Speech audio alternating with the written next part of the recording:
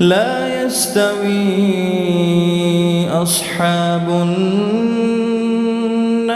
وأصحاب الجنة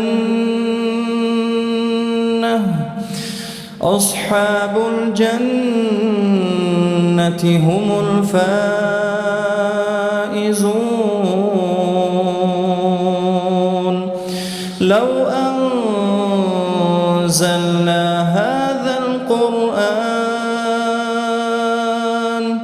لو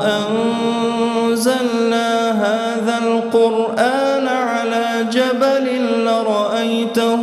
خاشعا متصدعا من خشية الله وتلك الأمثال نضربها للناس لعلهم يتفكرون